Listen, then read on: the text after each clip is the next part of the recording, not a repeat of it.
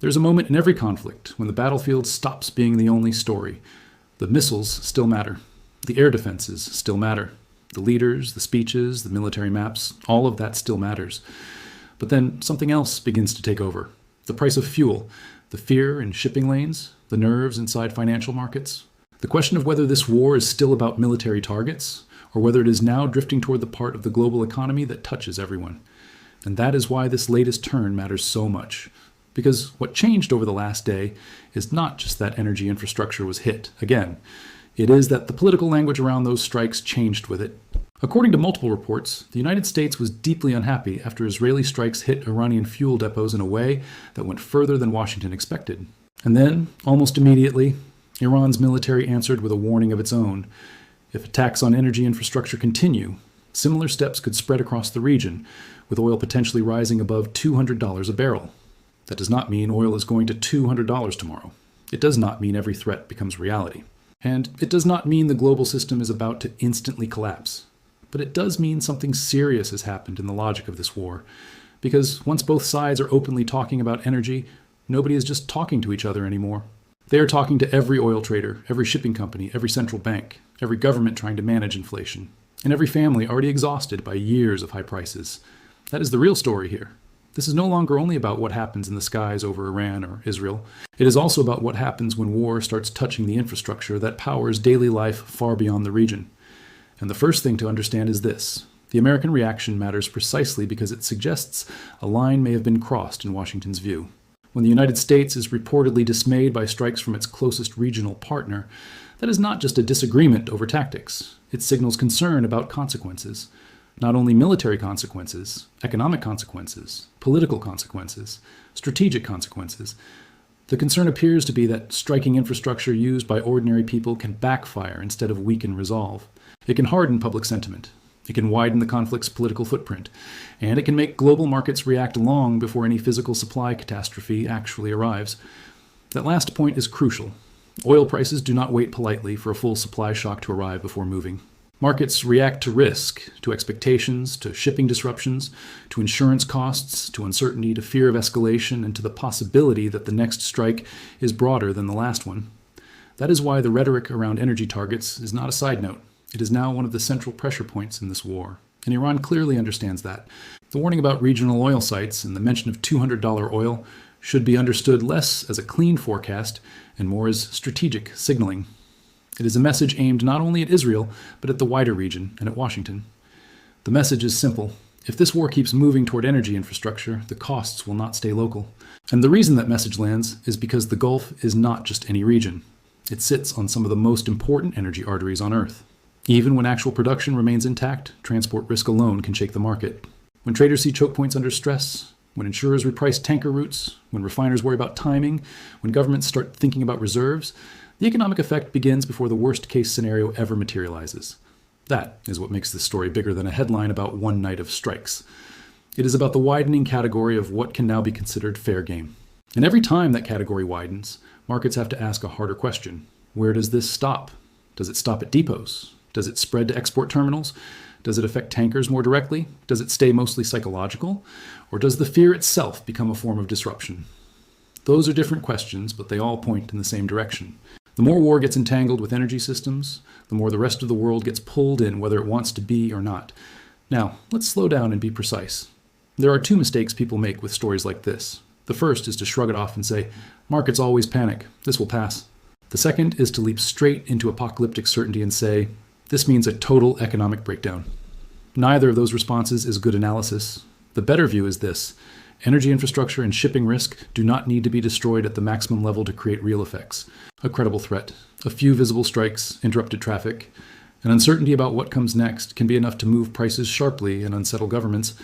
That is exactly why this phase of the conflict is so sensitive, because even limited actions can have outsized financial consequences. And those financial consequences can create political pressure in capitals far from the battlefield. In Europe, high energy prices are never just a market story. They become a household story, an inflation story, a credibility story for governments that promise stability after previous energy shocks. In Asia, the stakes are just as high. Major importers do not look at Gulf instability as an abstract geopolitical drama. They look at it through shipping exposure, industrial costs, fuel bills, and supply security. In the United States, rising oil prices do not stay in crude charts. They move into gasoline expectations, inflation debates, central bank calculations, and election year politics. So when Iran signals that continued energy strikes could bring much higher prices, it is trying to widen the audience for this war's consequences. And when Washington reportedly signals frustration with the targeting of Iranian fuel depots, it suggests that at least some U.S. officials understand that danger too. This is where the story becomes more complicated than a simple alliance narrative. Because people often assume close allies always share the same risk tolerance. They do not. Allies can align on major goals and still disagree sharply on escalation paths. One side may see strikes on energy assets as pressure. The other may see them as a dangerous invitation to regional spillover. One side may believe the signal of strength is worth it. The other may worry that the signal will boomerang through oil markets and make the strategic environment worse. And that appears to be part of what is surfacing now. A difference not necessarily about whether pressure should exist, but about how far pressure should go before it starts multiplying consequences that are harder to control. That is why this title matters so much. The "what are you doing?" reaction is really about escalation management. It is about whether attacking fuel-related targets is a tactical success that increases leverage, or a strategic mistake that invites retaliation in exactly the area the entire world is most nervous about. And here is the uncomfortable truth. Both arguments can sound plausible in the short run. That is what makes these situations so dangerous. Because policymakers can convince themselves that they are applying measured pressure while the market interprets the same move as the opening chapter of something much larger. Once that gap opens up, the conflict stops being shaped only by military planning.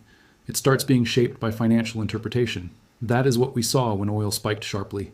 Not necessarily because traders knew exactly what would happen next, but because they knew enough to price in a broader risk band. That distinction matters. Markets were not pricing certainty, they were pricing danger. And danger, once repriced, can have real-world effects quickly. Shipping behavior changes, insurance changes, businesses change procurement assumptions, governments discuss contingencies. Ordinary people start hearing about oil and wondering if their own costs are about to rise again. This is why the war over narrative is now almost as important as the war over targets. Israel may want to signal resolve. Iran may want to signal deterrence through economic risk. The United States may want to signal that it does not favor every escalation choice its ally makes. Each signal has its own intended audience. But markets hear all of them together, and the combined message is not calm. It is uncertainty. Now let's talk about the number that grabbed the most attention. $200 a barrel. That is a threat, not a baseline forecast, and it should be treated carefully. It is the kind of number designed to force attention, to dramatize the stakes, and to communicate that there is much more room for pain if the conflict keeps moving toward energy systems. That does not make it meaningless, but it does mean you should hear it as strategic language, not as a timetable. The safer and more honest way to understand it is this. Once oil infrastructure and transport routes become part of the escalation conversation, the upper range of market fear rises dramatically. And when the upper range of fear rises, even if the worst case never arrives, the price of risk itself increases. That price can show up in crude, it can show up in freight, it can show up in insurance. It can show up in currencies, equities, and consumer expectations. So the real issue is not whether someone can theatrically say 200. The real issue is whether enough actors now believe this war is drifting into the energy domain strongly enough to keep prices elevated and volatility intense. That is the meaningful question. And right now, the answer appears to be yes. Not because the most extreme scenario is guaranteed, but because the market has been given fresh reasons to believe that restraint is weakening. And that brings us to the central strategic dilemma. If you hit energy-linked targets to gain leverage, you may get a short-term signal, but you also risk inviting retaliation framed around energy. And once the other side openly says regional oil sites are in scope, every nearby producer, every transit corridor, every refinery, every storage facility, and every vulnerable part of the energy chain becomes psychologically more exposed. Even if nothing is struck immediately, the threat surface expands. That expansion is powerful. It changes how governments think. It changes how companies think. It changes how investors think. And eventually, it changes how citizens think. Because energy is not some distant abstraction. It is one of the fastest ways war enters ordinary life. Food transport depends on it. Manufacturing depends on it. Aviation depends on it. Heating and power economics are linked to it. Inflation expectations respond to it. The cost of moving almost everything you buy has some connection to it. That is why the world watches oil so intensely during regional wars. Not because every conflict automatically causes a long-term supply crisis, but because energy is the bridge between military events and civilian economics. And once that bridge starts shaking, everyone feels the vibration. So what happens next? There are a few broad possibilities. The first is that this becomes a moment of restraint. Washington's reaction, if sustained, could be part of a behind-the-scenes effort to keep further energy-linked strikes from becoming normalized. In that scenario, the message to all sides is clear. Do not turn a regional war into a wider oil crisis. The second possibility is that both sides continue using energy rhetoric without fully crossing into the most dangerous version of it. That would still keep markets jumpy, but it would leave room for volatility without total breakdown. The third possibility is the one everyone fears: incremental escalation. Not one giant leap, but a series of steps that each side justifies as limited, while the cumulative effect keeps raising the odds of a broader energy shock. That third path is how many crises become much more dangerous than leaders initially intended. Not because someone announces the final stage in advance, but because each move becomes easier to justify after the previous one. That is why this apparent disagreement between the US and Israel is so important. It may be one of the few signals that someone inside the alliance is trying to slow the widening of the target set before it becomes harder to reverse. And from a policy-safe analytical standpoint, that is the most important takeaway here. The disagreement is not just diplomatic drama. It is a clue about where responsible actors think the escalation danger really is, and that danger is not only measured in battlefield terms, it is measured in oil, in shipping, in inflation, in public patience, in the ability of governments to manage fallout far from the original front. Now, there is another layer that deserves attention. These kinds of moments often create pressure for dramatic storytelling. People want simple conclusions. They want someone to say, this changes everything, or this is the point of no return, or the global economy is finished. But that is not good analysis, and it is not responsible writing. The more accurate conclusion is more disciplined. This is a serious warning sign. It shows that energy infrastructure has moved closer to the center of the conflict. It shows there may be real disagreement within the US-Israel camp about how wise that shift is. It shows Iran is trying to turn energy fear into strategic leverage. And it shows markets are responsive to even the possibility that this war could move from military escalation into economic disruption on a much broader scale. That is already significant enough. We do not need to exaggerate beyond that. In fact, the most persuasive case here is the one that stays grounded. A reported US objection, a direct Iranian warning, a sharp oil spike, a region whose energy relevance makes even partial disruption globally important. Those facts alone are enough to understand why this story matters. And they also explain why the next few decisions matter so much. Because once energy becomes a bargaining chip in war, it is very hard to keep the consequences contained.